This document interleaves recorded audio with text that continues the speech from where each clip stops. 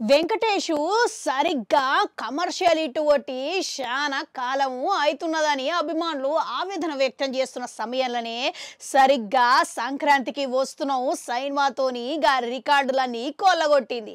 అభిమానులు కోరుకున్న దానికంటే ఇట్లా అధికంగా 2-3 రెట్ల వసూలను సాధించింది. ఇక అయితే వేరే స్టార్ హీరోలు 100 కోట్ల వసూళ్లను చేసుకుంటా దూసుకోబోతుంటే ఈయనకు విజయం దక్కి శానా కాలం అయిపోయింది. ఇప్పుడు F2 గానీ ఇక ఇతర సైన్మాలు గానీ తీసినా గానీ అవి 100 కోట్లు సాధించినా గానీ ఇక గవి 2-3 హీరోలు ఉన్నారు కాబట్టి ఈయనకు మాత్రం సరిగ్గా ఒక పేరు దక్కలేదు. కనుక గటువంటి 100 కోట్ల సైన్మా ఒక్కరిగా ఒంటరిగానే మన వెంకటేష్కు రావాలని అభిమానులు కోరుకున్నారు. ఇక అభిమానులు కోరుకున్న దానికంటే ఎక్కువ గిట్లా ఏకంగా 100 కోట్లే కాదు అనిల్ రావిపూడి 300 కోట్ల వసూళ్లను తెచ్చిపెట్టిండు. ఇక ఆ రకంగా సీనియర్ హీరోలతోని అత్యధిక వసూళ్లలా వెంకటేష్ పేరు రికార్డు కొట్టిందన్నమాట. ఇక చిరంజీవికి ఉన్న రికార్డులల్లా ఈయన ఒకే ఒక సైన్మాతోని రికార్డు సొంతం చేసుకున్నాడు చూసిర్లే. అయితే సంక్రాంతికి వస్తున్న సైన్మాకు ఇప్పటికే అన్ని తరహాల వయసు ఉన్నోళ్ళు వస్తున్నారు. ఎందుకనంటే ఇది పూర్తి కుటుంబ కథ కాబట్టి కుటుంబ అభిమానులతో సహా ఇప్పటి వరకు ఎన్నో ఏళ్ల తరబడి చూడని థియేటర్లకు రానోళ్ళు గిట్లా ఈ సైన్మా కోసం వచ్చి మరి బాక్స్ ఆఫీస్ దగ్గర నిలబడుతున్నారు.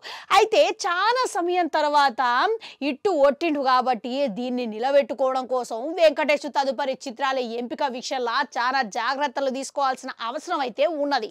ఇక అందుకు తగ్గట్టుగానే గతంలో ఆయన ముందుగా యాక్షన్ సైన్మాలు రకరకాల సైన్మాలు చేసిండు కానీ ఎంత చేసినా కానీ కుటుంబ కథ వినోదంకు వచ్చిన విజయం ఆయనకు దేంట్లో రాలేదు. కనుక ముందు గిట్లా ఆయన కుటుంబ అభిమానులను దృష్టిలో పెట్టుకొని కథలు ఎంచుకునే దిశలో అడుగులు వేయాలని అభిమానులు కోరుకుంటున్నారు.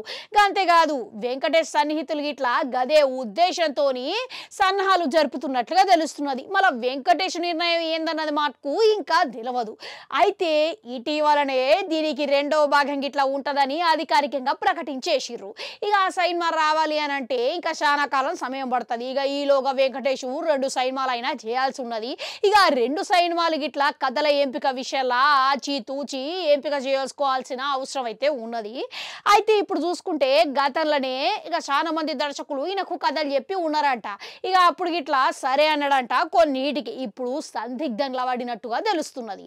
ఇప్పుడు సంక్రాంతికి వస్తున్న విజయం తర్వాత ఈయన చేయబోయే సైన్మా విజయం అంతే స్థాయిలో రావాలి అనంటే ఖచ్చితంగా కుటుంబ కథ చిత్రం అయితేనే మంచిగా ఉంటుంది అని చెప్పి అందరూ అనుకుంటున్నారు.